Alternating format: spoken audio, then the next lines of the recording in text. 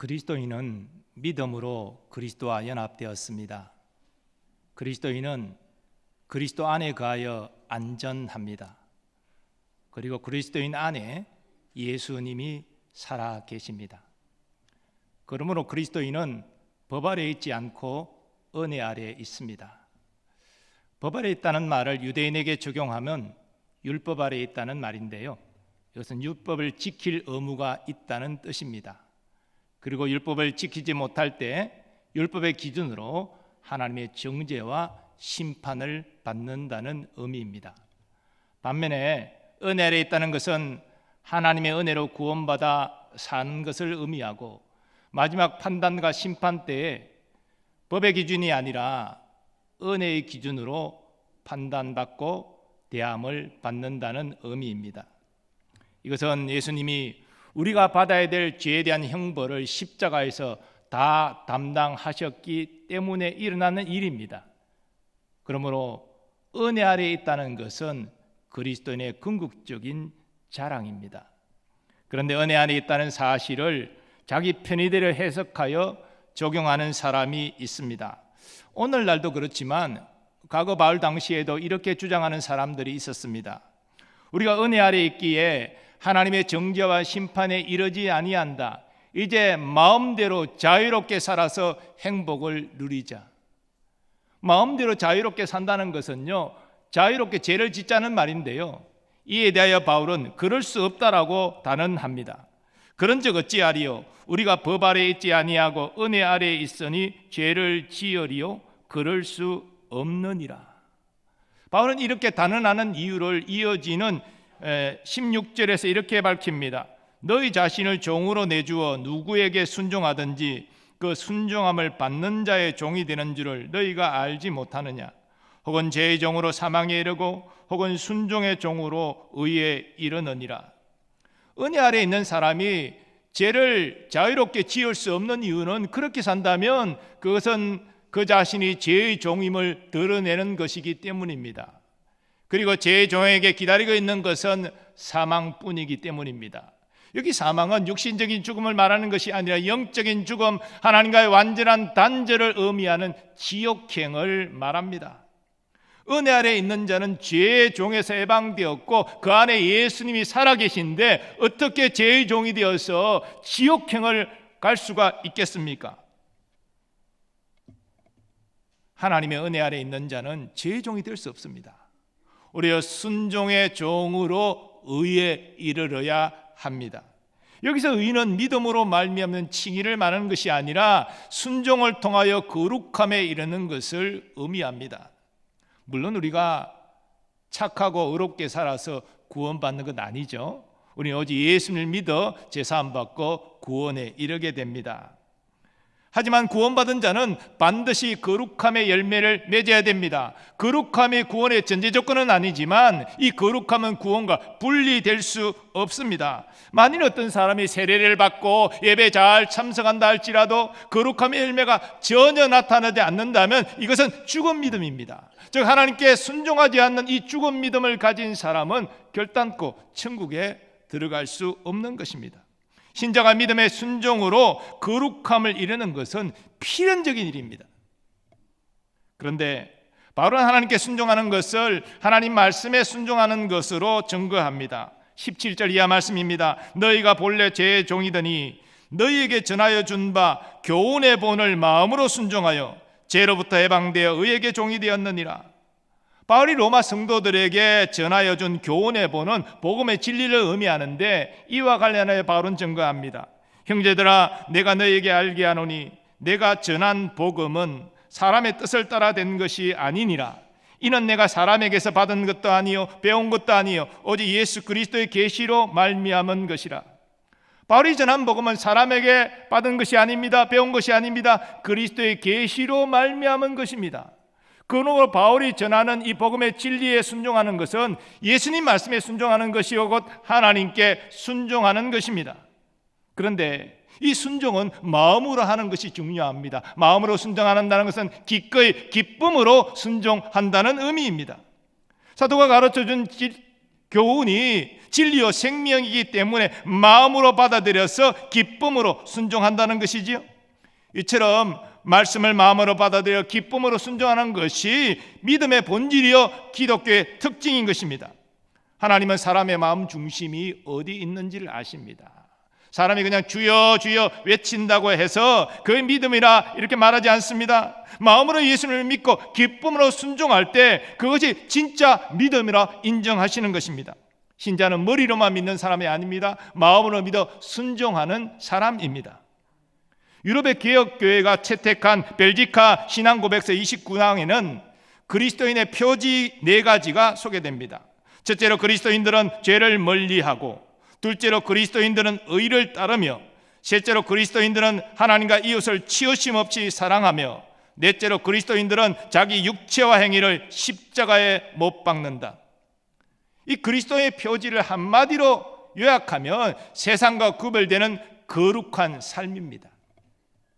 그리스도인은 제의욕과 육신의 정욕을 따르기를 거부하는 자입니다. 하나님 말씀에 순종하여 성령의 열매를 맺기 위하여 힘쓰는 자입니다. 그런데 이 성령의 열매는 육신의 노력으로만 이룰 수가 없습니다. 성령의 열매 첫 번째 사랑. 여러분 사랑을 무엇이라 생각하십니까? 아니 목사님 믿지 않는 사람들 사랑하잖아요. 성령의 열매의 사랑은 그런 것이 아닙니다. 사랑할 수 없는 원수도 사랑하는 것이 성령의 열매의 사랑이에요. 희락, 즐거워할 수 없는 상황 가운데 있지만 주님으로 인해서 즐거워하는 것이 성령의 열매 희락입니다. 오래 참을 수 없는 상대방, 참을 수 없는 그런 여건 가운데 있지만 주를 생각하며 참아내는 것이 성령의 열매입니다. 그러므로 우리가 육신의 정욕을 따라 살고 있다면 즉각 회개하고 돌이켜야 합니다. 하나님의 자녀는 결코 부정과 불법에 계속 머무를 수가 없는 것입니다. 만일 어떤 사람이 죄악의 자리에 거주하면서 돌이키기를 계속 거부하고 있다면 그는 의의 종이 아니라 죄의 종임을 드러내는 것입니다. 하나님의 자녀가 아니라 마귀의 자녀라는 것이지요. 그 안에 예수님이 사시는 하나님의 자녀는 결단코 그렇게 살 수 없다는 것입니다. 계속 불의를 행하며 양심의 가책도 받지 않고 죄악의 자리에 머물러 있을 수 없다는 것입니다. 신자는 하나님이 기뻐하시는 뜻을 이루는 사람입니다. 이런 의미에서 지금 우리의 영적인 상태를 한번 점검해 보기를 원합니다. 우리는 하나님이 기뻐하시는 뜻대로 과연 살아가고 있습니까? 우리에게 하나님의 사랑과 죄사함의 은혜에 대한 감사와 감격이 있습니까? 우리에게 회개의 눈물이 있습니까? 우리에게 죄의 유혹과 싸워 이기고자 하는 의지가 있습니까? 우리에게 세상과 구별되는 거룩함에 대한 열망이 있습니까? 우리에게 말씀에 순종하고자 하는 몸부림이 있습니까? 우리에게 성령의 열매가 있습니까? 우리에게 다른 사람을 위한 희생과 섬김의 모습이 있습니까? 그런데 사람들은 흔히 이런 말들을 합니다.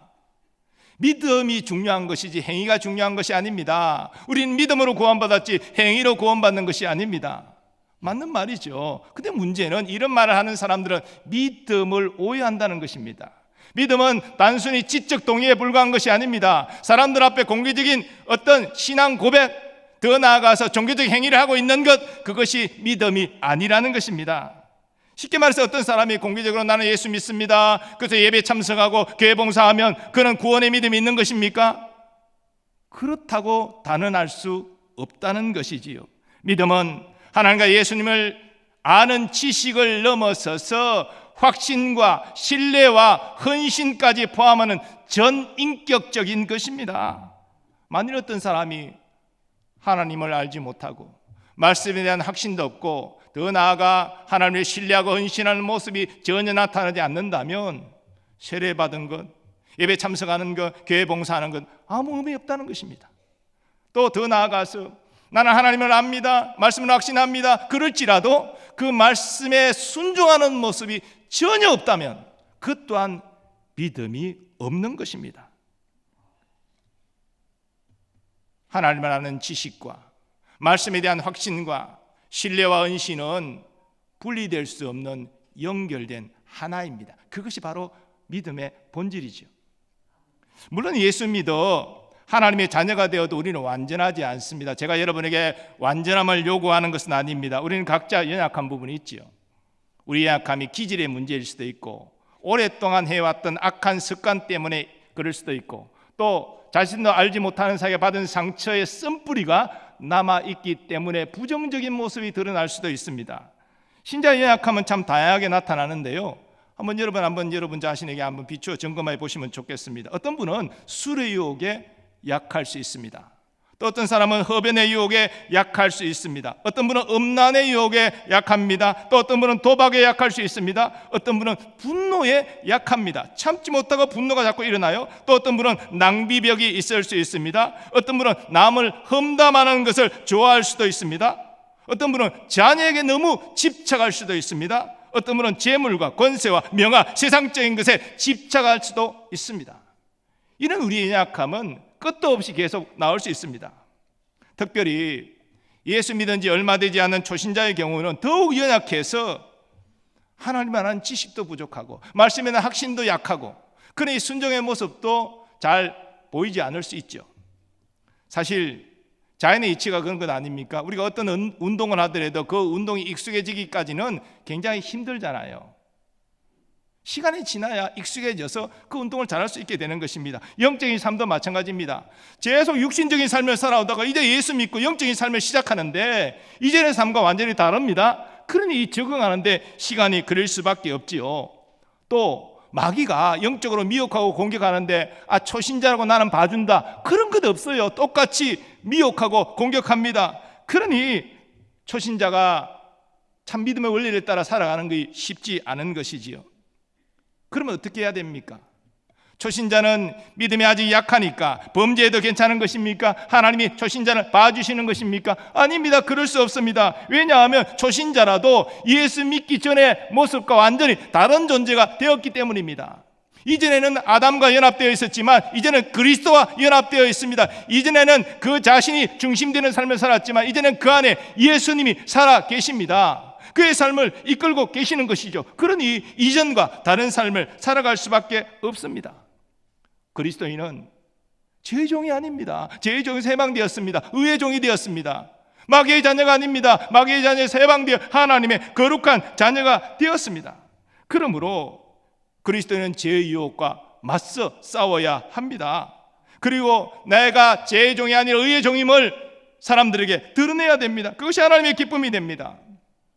예를 들면 예수 믿기 전에 돈이 자신의 인생의 가장 중요한 목표가 되고 돈에 모든 것 초점 맞춰서 살아가는 사람들이 많습니다. 근데 예수 믿고 나면은 돈이 자신의 인생의 주인이 아니잖아요. 이제는 하나님이 자신의 인생의 주인이잖아요. 돈을 위해 살아가는 인생이 아니라 하나님의 영광을 위해 살아가는 인생으로 바뀐 것 아닙니까? 물론 처음부터 하나님을 주인으로 모시고 돈을 우선순위에서 내려놓는 거 쉽지 않을 수 있습니다. 100% 순종하는 거 처음부터 가능하지 않습니다. 그러나 우리가 100% 순종하지 않는다고 해서 불순종하는 것이냐? 우리가 순종하기 위해 노력하고 있다고 한다면 우리는 이미 죄의 종에서 벗어난 것입니다. 의의 종인 것입니다. 죄의 종은 주인인 죄에게 맞설 수 없어요. 우리가 이 죄에게 맞서는 것은 돈이 내 인생의 주인이 아니다, 하나님이 내 인생의 주인이시다, 이렇게 선포하고 나아갈 수 있는 것은 이미 새 생명이 심겼기 때문입니다. 죄의 종에서 해방되어 의의 종이 되었기 때문입니다. 그리고 우리는 언젠가 예수님의 능력으로 돈을 유혹을 물리칠 수 있을 것입니다. 악한 습관을 끊어내고 하나님이 싫어하는 것을 물리칠 수 있게 될 것입니다. 아무리 예수 믿은 지 얼마 되지 않는 초신자라도 그 안에 새 생명이 심겼기 때문에 새 생명을 따라 살아갈 수밖에 없는 것이죠. 그 안에 예수님이 사시기 때문에 예수님이 인도하심을 따라 살아가는 것입니다. 그런 모습이 나타나야 된다는 것입니다. 그것이 순종의 종으로 의에 이르는 것입니다. 이런 의미에서 초신자를 포함해서 우리 모두에게 다시 한번 묻기를 원합니다. 우리는 지금 거룩함을 위한 영적 싸움을 싸우고 있습니까? 우리가 넘어질지라도 한 걸음에 순종하지 못할지라도 회개하고 다시 일어나서 순종함으로 열심히 나아가고 있습니까? 기도하면서 성령의 능력을 의지하여 우리 하나님이 기뻐하지 않는 죄악과 싸우는 모습이 우리에게 있습니까? 때로 달콤하게 속삭이는 마귀의 음성을 통하여 우리가 유혹에 흔들릴지라도 예수 이름으로 대적하여 다시 일어나고 있습니까? 그렇다면 우리 안에 새 생명이 심겨진 것입니다. 우리는 죄의 종이 아니라 의의 종인 것입니다. 주님께서 우리와 함께 하시는 것입니다. 이 싸움을 우리는 외면할 수 없습니다. 이 싸움 우리는 싸워가야 됩니다. 주님께서 우리와 함께 하시기 때문에 우리는 반드시 이 영적 싸움에 승리하게 될 것입니다.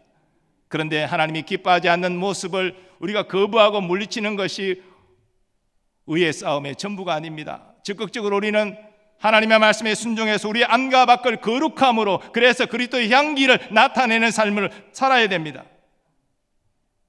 그것이 순종의 종으로 의에 이르는 것입니다. 에이든 토저는 이것이 성공이다라는 책에서 알 수 없는 구름이라는 책에 있는 말을 인용하고 있습니다. 하나님은 질투하는 연인이시다. 하나님은 경쟁 상대를 용납하지 않으신다. 하나님이 우리를 연인으로 대하신대요. 그래서 우리가 하나님 아닌 다른 것에 한눈을 팔면 질투하신대요. 경쟁 상대를 용납하지 아니하신대요. 참 황송한 말 아닙니까? 우리가 무엇이 간데 우리를 연인으로 생각하시고 우리를 질투하시고 우리의 경쟁 상대를 그냥 내버려 두시지 않는다는 것입니다. 왜 그렇게 하십니까? 하나님 우리를 사랑하시기 때문입니다. 그리고 우리를 하나님의 소유 삼기 위하여 가장 귀한 독생자의 생명을 희생하셨기 때문입니다. 여러분과 저는 하나님 앞에 그렇게 소중한 존재예요. 우리를 하나님이 구원하시고 하나님의 아들, 딸 삼으시기 위하여 가장 귀한 독생자의 생명을 희생하셨다는 것입니다. 이것이 성경은 하나님의 위대한 사랑이라고 증거합니다. 우리는 그러한 사랑을 받은 존재예요. 하나님은 그렇게 우리를 사랑하시기 때문에 우리를 연인으로 생각하시고 우리가 하나님 아닌 다른 것에 마음을 두고 우선순위를 줄 때 질투하신다는 거예요. 그 경쟁 상대를 내버려 두시지 않는다는 것입니다. 우리가 살아가면서 하나님보다 우선순위를 두는 것들이 생길 때가 있어요. 그것이 가족일 수 있고요, 내 사랑하는 자녀일 수도 있어요. 여러분, 가족을 사랑하는 것, 자녀를 사랑하는 것, 하나님이 기뻐하시는 일이죠. 하나님께 순종하는 것이죠. 그런데 하나님보다 우선순위를 둘 때, 죄송합니다, 그 가족이, 그 자녀가 우상이 되는 거예요. 하나님이 이것을 질투하신다고 말씀하십니다. 재물과 명예와 권세, 하나님이 주시는 복이죠. 그런 것들을 통하여 하나님의 영광을 나타내는 것 얼마나 좋은 일입니까? 그러나 이런 재물과 권세와 명예가 하나님보다 우선순위를 두고 그것을 위하여 살아가는 인생이 될 때 하나님이 질투하신다는 거예요. 그 경쟁 상대를 용납하지 않으신다는 것입니다. 우리는 어리석게 하나님의 질투와 또 하나님의 분노를 받는 그런 인생이 되어서는 안 되겠습니다. 사랑하는 여러분, 우리는 하나님의 한량없는 사랑을 받았습니다. 예수 그리스도의 우리를 위한 고난과 죽으심이 우리를 향한 하나님의 사랑의 증거입니다. 그 예수 그리스도의 순종과 희생으로 우리는 구원받았고 이제 은혜 아래에서 살아가고 있습니다. 여러분, 하나님 모든 좋은 것들이 은혜 안에 우리에게 주어집니다. 여러분, 그 걱정하지 마세요. 기도하고 의지하고 도움을 구할 때 하나님은 은혜 안에 우리가 있기 때문에 은혜를 한량없이 부어주는 거예요. 우리가 받을 자격이 있기 때문에 하나님의 호의를 받는 것이 아닙니다. 받을 자격이 없는 죄인이지만 회개하면서 하나님께 용서를 구하고 다시 한번 은혜를 구할 때 은혜를 주시는 거예요. 그게 은혜예요. 그러므로 하나님을 사랑하는 우리가 되기를 원합니다. 우리가 하나님의 사랑을 알고 하나님을 사랑한다면 순종하는 것은 힘든 일이 아니고 즐거운 일이 되는 것입니다. 우리가 사랑하지 않기 때문에, 하나님을 정말 사랑하지 않기 때문에 순종이 힘든 거예요. 정말 하나님이 내게 먼저 사랑해 주셨고 이렇게 넘치는 사랑을 주셨음을 알고 감사한다면 우리는 하나님의 사랑으로 순종하는 것이 힘든 것이 아니라 즐거움이 되는 것입니다. 순종하되 즐거움으로 순종하는 우리가 되기를 소망합니다. 믿음의 순종은 하나님의 종인 우리가 마땅히 가야 될 길이고 하나님께 영광 돌리는 길입니다. 그러면 여러분, 대단치 않은 인생일지라도, 평범한 우리의 삶일지라도 정결하게 살기를 힘쓰시기를 바랍니다. 가진 것이 많지 않고 적어도 감사하면서 사는 우리가 되기를 원합니다. 내게 주신 작은 것일지라도 베풀고 나누고 섬기며 살아갈 수 있기를 바랍니다. 때로 눈물 나는 일 많이 있지만 믿음으로 감사하고 기도하는 여러분 되시기 바랍니다. 억울한 일 당할 때도 맞대응하지 않고 주를 위하여 인내하고 참는 우리가 되기를 소망합니다. 우리가 하나님의 뜻대로 순종하면 하나님이 우리와 함께 하십니다. 우리를 인도하십니다. 이것이 그리스도인의 행복입니다. 사랑하는 여러분, 그리스도인의 자유라는 것, 그리스도께서 우리를 자유케 하셨다는 이 말씀은 죄를 지을 자유를 말하는 것이 아닙니다. 순종할 수 있는 자유를 말하는 것입니다. 우리가 마음대로 자유롭게 살면 행복할 것 같죠. 때는 그런 유혹이 우리에게 옵니다. 그러나 하나님을 떠나서 마음대로 자유롭게 살면 죄를 지을 뿐입니다. 죄를 지으면 행복이 아니라 불행해지죠. 순간의 즐거움 때문에 죄를 지으면요, 그것이 쌓여 불행으로 끝나는 것입니다. 그런 어리석은 인생 되는 사람 한 사람도 없기를 바랍니다. 하나님은 우리가 하나님의 말씀을 마음으로 순종하여 의를 이름으로 하나님과 동행하는 행복자가 되기를 간절히 원하십니다. 하나님께 순종하는 것이 행복입니다. 이제 우리 받은 말씀 생각하면서 행복이라는 찬양을 함께 하나님께 올려드리기를 원합니다. 가사를 생각하면서 하나님 그렇게 믿음으로 순종하며 살겠습니다. 하나님이 함께 하시는 행복을 누리기를 원합니다. 우리 고백하며 찬양하겠습니다.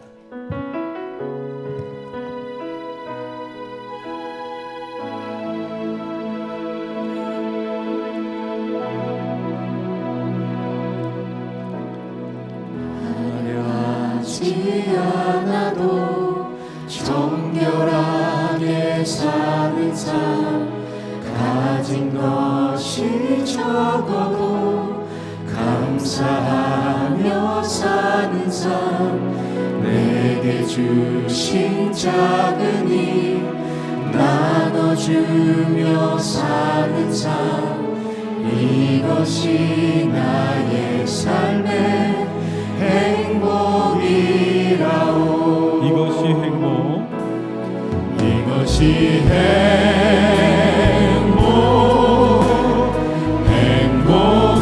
행복이라오. 세상은 알 수 없는 하나님 선물, 이것이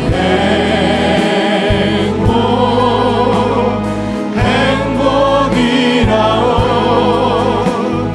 하나님의 자녀로 살아가는 것,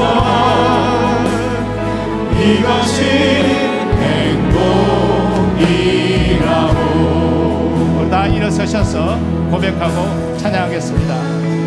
눈물 날 일 많지만 눈물 날 일 많지만 기도할 수 있는 것, 억울한 일 많으나 주를 위해 참는 것, 비록 짧은 작은 삶 주 뜻대로 사는 것, 이것이 나의 삶의 행복이라오. 이것이 행복, 이것이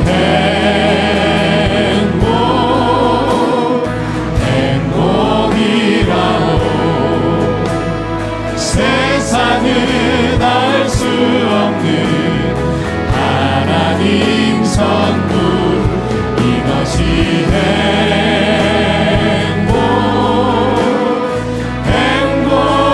행복이라오.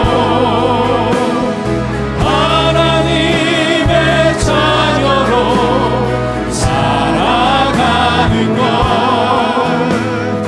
이것이 행복이라오. 이것이 행복, 이것이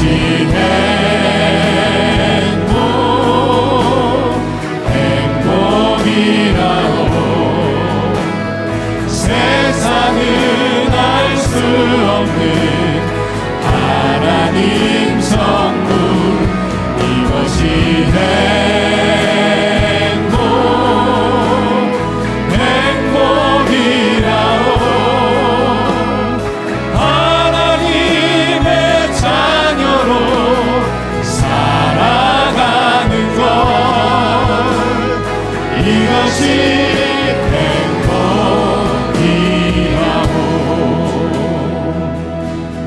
말씀 붙잡고 함께 기도하기를 원합니다. 은혜 안에 살아가는 우리가 그 은혜에 감사함으로 하나님 말씀에 순종하며 살기를 원합니다. 때로는 우리가 힘들고 어렵고 고통스러운 일을 만나지만 하나님이 살아계십니다. 내 안에 예수님 함께 하십니다.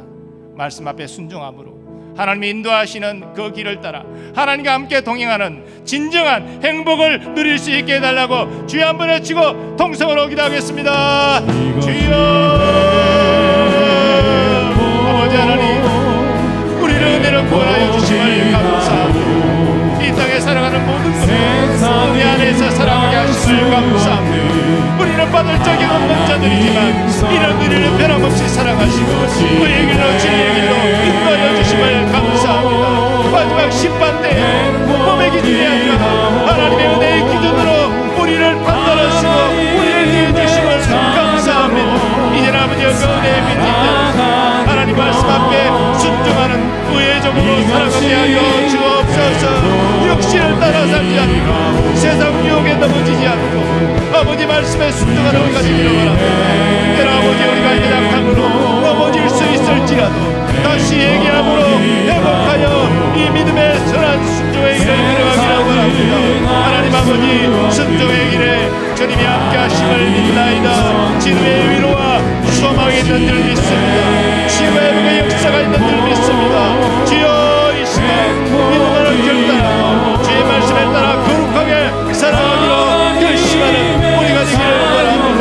아버지 성령 안에서 우리의 평강과 일하게 하는 배달을 드리는 것이 아버지 우리의 행복인 줄 믿사오니 믿음의 순종을 통하여 온다 이 행복을 누릴 수 있게 하여 주옵소서. 이 땅에 살아가는 동안 주의 기쁨이 되게 하여 주옵시고 주님의 자랑이 되게 하시고 주님과 동행하는 아버지의 복을 누림으로 말미암아 참다운 행복자로 살아가는 우리가 되게 하여 주옵소서. 그리스도의 자유가 죄 짓는 자유가 아니라 순종의 자유임을 알게 하시고 순종을 통하여 거룩함을 이루어 주님이 주시는 진정함의 복을 누리는 주의 백성들 다 되게 하여 주시옵소서. 아버지 하나님, 오늘 말씀을 받고 믿음으로 결단하며 나아갑니다. 우리의 약함에도 불구하고 주님 주시는 힘으로 주의 말씀에 순종하게 하시고 이를 통하여 거룩함을 이루어 주의 기쁨 되게 하시고 주님 주시는 참 만족과 기쁨의 행복을 누릴 수 있게 하여 주옵소서. 우리가 마음대로 자유롭게 살아가는 것에 행복이 있는 것이 아니라 그 끝은 죄요 불행이 있을 뿐이고 주의 말씀 앞에 나를 쳐서 복종할 때에 하나님이 주시는 행복이 있다는 사실을 깨닫고 누리게 하여 주옵소서. 우리의 약한 모습대로 주님 앞에 나왔습니다. 이 시간 예수의 이름으로 우리의 육신의 질고를 치유하여 주옵소서. 마음의 상처도 치유하여 주옵소서. 영적인 침체를 다시 회복하여 주시옵소서. 하나님 아버지, 이 시간 우리의 자녀 손들을 위하여 기도합니다. 우리 자녀 손들 저들의 성장과 학업, 진학과 취업, 결혼과 잉태와 출산과 모든 것들이 주의 은혜 아래 있게 하시고 무엇보다도 믿음을 계대하고 살아갈 수 있도록 주님 도와 주옵소서. 국방의 의무를 감당하는 우리의 자녀들을 보호하여 주시고 건강한 몸과 마음으로 가정으로 돌아올 수 있게 하여 주옵소서. 오늘도 주님 주신 은혜에 감사함으로 헌신하는 모든 주의 일꾼들을 기억하시고 한량없는 은혜와 복을 베풀어 주옵소서. 선교사님들과 그 가족들을 보호하여 주시고 열악한 환경 가운데서도 복음의 능력으로 귀한 사명 잘 감당할 수 있게 하여 주옵소서. 우리나라 우리 민족 여호와를 경외하는 나라와 민족 되게 하여 주옵소서. 무엇보다도 우리 대한민국이 공평과 정의가 하수가 채어르게 하시고 그런 일에 헌신할 수 있는 일꾼들이 이번에 꼭 선택될 수 있도록 주님 도와 주시옵소서.